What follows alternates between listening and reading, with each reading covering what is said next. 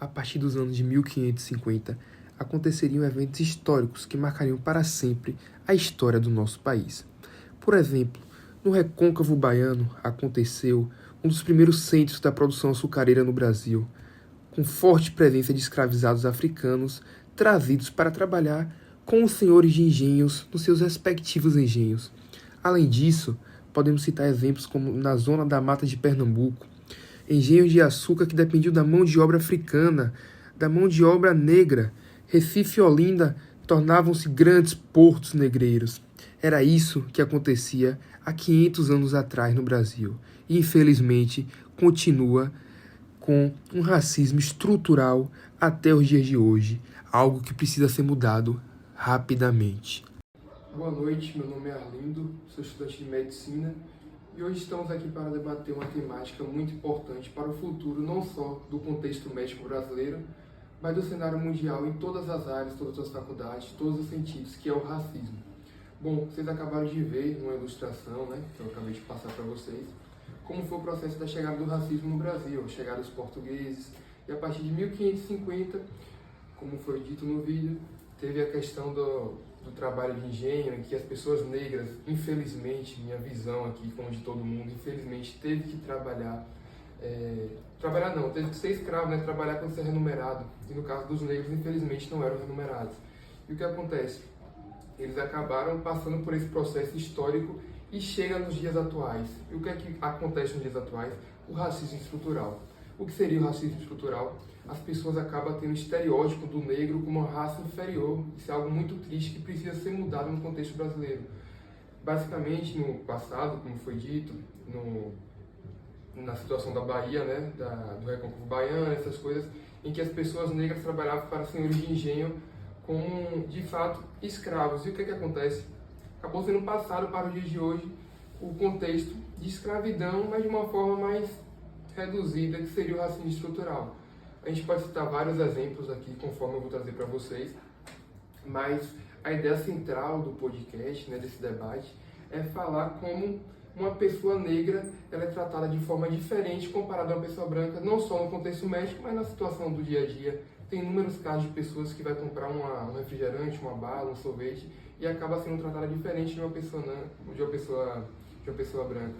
Bom, a ideia central que eu quero trazer para vocês é essa: a diferença de tratamento que as pessoas recebem no contexto médico. Até mesmo a matéria, eu faço faculdade de medicina, como eu já disse, e a gente tem uma matéria de antropologia que eu acho muito importante. Mas por que é muito importante? Porque a gente, como médico em formação, a gente entende a necessidade de estudar o que aconteceu no passado para não cometer novamente no futuro, que é o caso do racismo.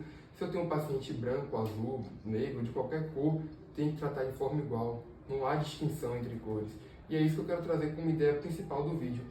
Eu estou aqui no meu iPad dando estudada e a doutora Usha Blackstock, ela é uma médica norte-americana, ela foi muito famosa por uma publicação de um livro que é o Legacy, que fala sobre o racismo na medicina, e tem um trecho que eu achei de fato impactante que mostra como acontece uma diferença de tratamento entre uma pessoa branca e uma pessoa negra no contexto médico. Bom, qual é o contexto? A paciente fala, abre aspas, obrigada doutora, suspirou a paciente, pelo menos eu sei que você vai me ouvir. Eu respondi à médica, eu prometo que vou te ouvir. E seria um trecho real de uma entrevista e fala o contexto. Uma paciente negra perguntou se a médica também era negra. Quando soube que sim, ficou aliviada, porque na sua experiência, profissionais brancos geralmente não acreditavam em sua dor. Um dia desse eu estava tendo uma aula de antropologia na faculdade e a professora perguntou para mim o que eu achava da violência obstétrica em relação às mulheres negras. Eu comentei a minha visão. Eu não tenho lugar de fala porque eu sou uma pessoa branca, mas eu tenho uma opinião sim formada sobre isso. Que às vezes o médico, a questão de dor no parto, acaba negligenciando a dor daquela mulher negra simplesmente porque é negra, está fingindo, ela quer algo em troca, quer um atestado, chegou aqui sentindo dor, quer um atestado para faltar ao trabalho. Ou seja, o que é isso? É um racismo estrutural, é algo que as pessoas já têm na cabeça, pelo fato de ser negra, que é algo inferiorizado. Ou seja, tem que mudar isso.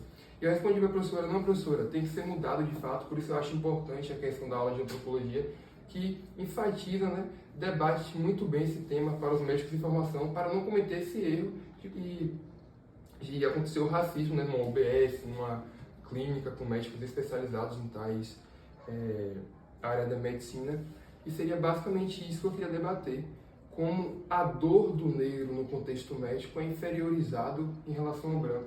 Eu duvido muito que no hospital particular vai chegar uma pessoa branca que paga pelo aquele serviço e vai chegar ao médico e falar: não, você não está com essa dor.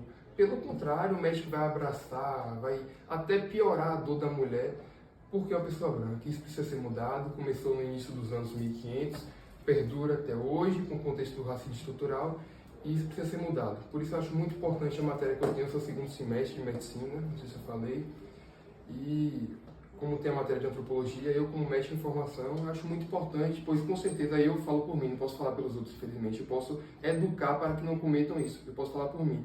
Eu não cometerei isso, graças a uma boa educação que tive dos meus pais e também da boa educação da professora Érica, que eu tenho nas aulas de antropologia, que ajuda bastante com isso. Então, vamos refletir, vamos mudar essa prática que a gente tem.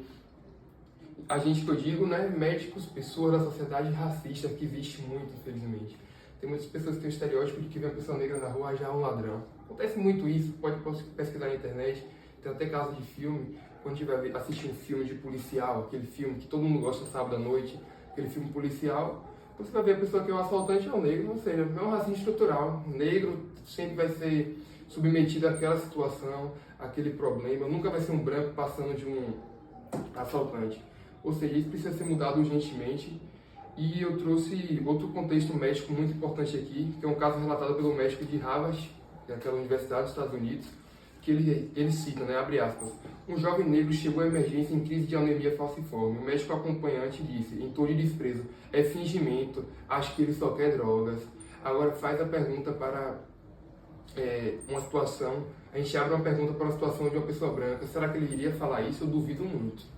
Duvido muito. Aqui ele fala em tom de desprezo, é fingimento, acho que ele só quer drogas. Ou seja, ele pega a condição, aquela cor da pessoa e já remete ao quê? Aquela pessoa que finge que quer droga, quer bebida. Se fosse um branco, branco não ia ter nada disso, tá sentindo dor, e até piorar a dor daquele branco. Então, é muito triste isso, é um debate.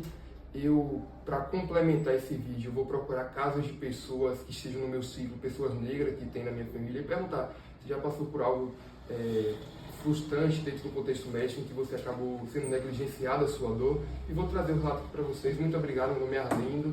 Foi um prazer muito grande estar aqui com você nesta noite, e que a gente possa educar o próximo para que isso possa de fato ser erradicado. Bom, agora vamos estudar alguns casos para entender como o racismo ocorre no dia a dia. Neste primeiro caso, uma mulher denuncia que filha de 3 anos é vítima de racismo em creche em Ribeirão Preto, São Paulo. Ou seja, uma criança, uma pessoa inofensiva, é vítima de racismo pela sociedade. Segundo a mãe, a criança tem passado por uma série de situações de discriminação racial, negligência e violência física e psicológica dentro da unidade escolar. O que pode estar acontecendo aí? Crianças da mesma faixa etária dela estão cometendo racismo. Isso acontece pelo fato de não ter uma boa educação em casa. Evidencia o fato dos pais também terem o sentimento preconceituoso no seu corpo. E acaba, infelizmente, passando para seus filhos, que se não forem educados da forma correta, vai passar para os seus netos, seus bisnetos, e aí continua enraizado na cultura brasileira o racismo. Esse primeiro caso estudado aconteceu em Ribeirão Preto, São Paulo, e o que deixa mais triste é que é uma criança, uma pessoa que não faz maldade a ninguém no mundo e já está sofrendo do racismo. Bom, esse segundo caso aí aconteceu em São Paulo e mostra que funcionário de farmácia é vítima de racismo no primeiro dia de trabalho. Uma pessoa, uma cliente, chegou na farmácia e falou que a funcionária da farmácia estava escurecendo a loja. Agora fica a pergunta: imagine para uma pessoa ir trabalhar, ganhar seu pão do dia, e escutar uma coisa dessa. De fato, não tem nem forças para seguir o caminho de trabalho, A pessoa fica sem forças para continuar a vida porque é vítima de um racismo estrutural. Não consegue desempenhar seu trabalho da melhor maneira pelo fato de estar sofrendo racismo. A rede Drogasil teve de pagar 56 mil de indenização à ex-funcionária Noemi Ferrari após uma decisão, do Tribunal Regional do Trabalho. E aconteceu em São Caetano do Sul, na Grande São Paulo. Ou seja, é um fato muito triste e que, se a gente for pegar para ver, é 1 milhão de casos que acontece sempre. É muito triste de fato. por último, eu trouxe outro caso aqui, que foi matéria do Fantástico, inclusive, que mostra caso de racismo em consulta médica. A negra tem um cheiro mais forte.